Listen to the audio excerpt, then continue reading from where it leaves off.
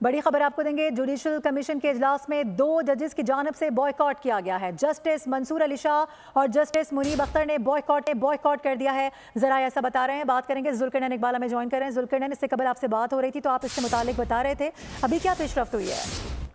देखिए, दोनों जजेस जस्टिस मंसूर अली शाह और जस्टिस मुनीब अख्तर ने चंद दिन पहले खत भी लिखा था चीफ जस्टिस और जुडिशल कमीशन के अरकान को, जिसमें उनका मुतालबा था कि इस्लामाबाद हाई कोर्ट में जो ट्रांसफर्स हुई हैं उनका और सीनियरिटी का इशू पहले तय कर लिया जाए, और जब तक 26वां तरमीम के ऊपर कोई फैसला नहीं आ जाता तब तक कि सुप्रीम कोर्ट में नए जजेस को ना भर्ती किया जाए, ना लाया जाए। क्योंकि अगर फुल कोर्ट की दरखास्त भी एक्सेप्ट हो जाती है, उस सूरत में भी एक तनाज़ा खड़ा हो जाएगा कि जो 26वीं तरमीम के बेनिफिशरी जजेस सुप्रीम कोर्ट आएंगे वो फुल कोर्ट में शामिल होंगे या नहीं। उन्होंने कहा इन तमाम तनाज़ात से बचने के लिए इजलास फिलहाल ना किया जाए।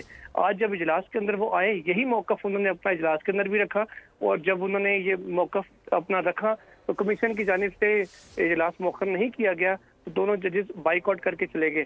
इसके बाद बैरिस्टर अली जफर और बैरिस्टर गौहर की जानिब से भी यही मौकफ दोहराया गया, और वो भी मीटिंग मिनट्स में अपना मौकफ रिकॉर्ड करवा के बाइकआउट करके आ गए। अब टोटल जो 13 में से 4 अरकान इस वक्त बाइकआउट करके जा चुके हैं। 9 अरकान पर मुश्तमिल जो जुडिशल कमीशन है इस वक्त वो बैठा अपनी कार्रवाई कर रहे हैं और जजेस के नामों पर गौर कर रहे हैं, और कभी इम्कान है कि कुछ ही देर के बाद इजलास खत्म हो जाएगा और जो सुप्रीम कोर्ट के लिए जो नाम हतमी फाइनल होंगे, जिस नतीजे पर कमीशन पहुंचेगा, उन नामों से भी आगाह कर दिया जाएगा। ठीक है जुल्करनैन, आपसे मजीद भी जानते रहेंगे। फिल वक्त बहुत शुक्रिया। सब्सक्राइब करें और बेल दबाएं ताकि कोई खबर रह न जाए।